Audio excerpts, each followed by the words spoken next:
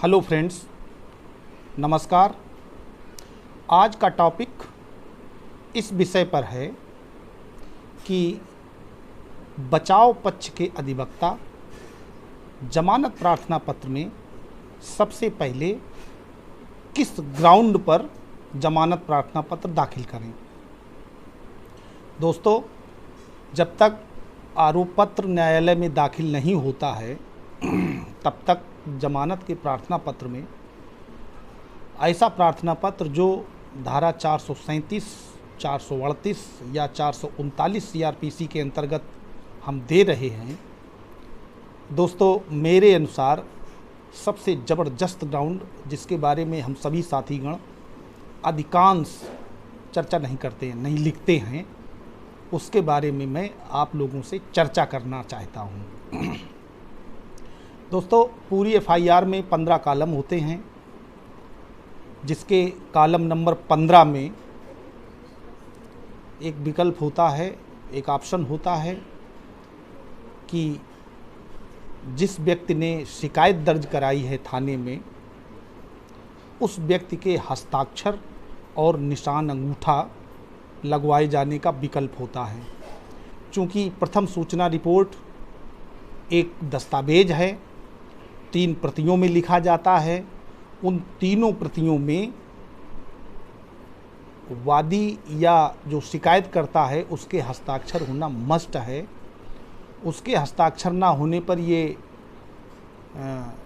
संकल्पना की जा सकती है कि वो व्यक्ति एफआईआर लिखवाने थाने में नहीं आया होगा। चूँकि अगर वो व्यक्ति थाने में आया होता तो प्रथम सूचना रिपोर्ट की जो चेक कॉपी है, चेक एफआईआर है, उस पर उसके हस्ताक्षर होते। अधिकांश मामलों में हमने देखा है कि प्रथम सूचना रिपोर्ट की जो कॉपी न्यायालय आती है या जो आईओ के पास है या जो वादी को निःशुल्क दी जाती है, उन कॉपियों पर वादी या शिकायतकर्ता के हस्ताक्षर या निशानी अंगूठा नहीं होते। ऐसी स्थिति में जब भी हम जमानत प्रार्थना पत्र लिखें तो पहला ग्राउंड यही लिखें कि वादी मुकदमा ना तो थाने गया और ना ही उसने किसी चेक एफआईआर पर हस्ताक्षर किए। पुलिस अपना लिखती रहे, वो तो कहेगी ही कि वो वादी आया था, वादी को एक कॉपी प्रदान की गई, लेकिन कॉपी प्रदान की गई, वो वादी आया था तो उस पर चेक पर एफआईआर पर उसके हस्ताक्षर क्यों नहीं हैं? ये हमारा पहला ग्राउंड होना चाहिए। दोस्तों, जमानत प्रार्थना पर डिस्पोज करते समय न्यायालय केवल ये देखता है कि ऐसा कोई क्लू या ऐसा कोई फैक्ट मिले जो अभियुक्त को किसी सस्पेंस की तरफ ले जाता, उस संदेह का लाभ अभियुक्त को दिया जा सके। तो पहला संदेह यहीं से उत्पन्न होता है कि वादी अगर उस एफआईआर, चेक एफआईआर पर सिग्नेचर नहीं है तो वादी थाने नहीं गया होगा। संकल्पना ये की जाएगी कि पुलिस ने एफआईआर दर्ज करने के लिए एक तहरीर उससे घर पर ले ली होगी और एफआईआर दर्ज कर ली है, वादी तहरीर लिखाने नहीं गया, तो ऐसी स्थिति में एफआईआर जो है फैब्रिकेटेड है या झूठी है। और अगर एफआईआर झूठी है तो अभियुक्त को जमानत का प्रथम दृष्टया मामला बनता है। दोस्तों, ये बहुत मजबूत ग्राउंड है। इस ग्राउंड को हमें जमानत प्रार्थना पत्र का प्रारूपण करते समय, ड्राफ्ट करते समय लिखना चाहिए। और 438 सीआरपीसी में भी यही स्थिति है।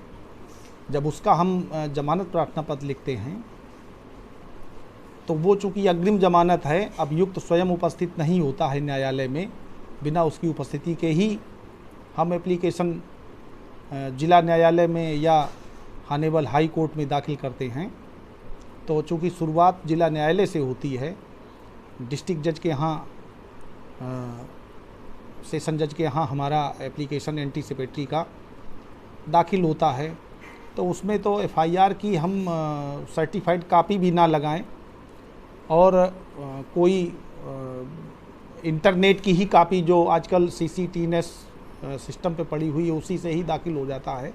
लेकिन हमें जो कोर्ट में कापी आती है उसमें देख लेना चाहिए कि क्या कॉलम नंबर 15 में चिक पे वादी या शिकायतकर्ता के हस्ताक्षर हैं, और अगर उसके हस्ताक्षर नहीं हैं तो हमें ऐसी कमी का लाभ लेना चाहिए। और हमारे ज़्यादातर साथी वैसे लाभ लेते हैं, लेते होंगे, लेना चाहिए। लेकिन मेरी जानकारी में जो बात आई मैं आप लोगों से शेयर कर रहा हूँ, और आशा करता हूँ कि इस तरीके से अगर हम जमानत प्रार्थना पत्र ड्राफ्ट करते हैं जिसमें पहले हम ये ग्राउंड लिखते हैं कि वादी मुकदमा ना तो थाने गया, ना उसने किसी चेक FIR पर हस्ताक्षर किए, ना ही उसने कोई तहरीर दी। अगर कोई तहरीर है पुलिस बाद में प्रेजेंट करती है, या जो भी जमानत प्रार्थना पत्र का विरोध करेंगे या तो उसको APO विरोध करेंगे, या पब्लिक प्रोसिक्यूटर करेंगे, SPP करेंगे, तो उन लोगों को तो वो तो कहेंगे ही कि तहरीर है, मूल तहरीर उसके साथ में लगी हुई है, सब कुछ कहते हैं। लेकिन हमारा मजबूती से ग्राउंड ये होगा कि वादी मुकदमा कभी थाने गया ही नहीं, क्योंकि वो जब थाने गया होता तो चिक FIR पर उसके हस्ताक्षर होते। साथियों, आज यही एक ग्राउंड केवल इसी पे चर्चा हुई है। नेक्स्ट वीडियो में किसी अगले ग्राउंड पर चर्चा करते हैं। आप लोग हमारी वीडियो देखते रहिए, और अगर आपको वीडियो पसंद आते हैं तो हमें लाइक, सब्सक्राइब और कमेंट्स भी करिए, ताकि हमारा उत्साहवर्धन होता रहे और मैं आप लोगों को जो भी जितना मुझे मालूम है, जो नई नई जानकारियां हैं, अपडेट स्वयं भी होता रहूं, आप लोगों भी करता रहूं। नमस्कार।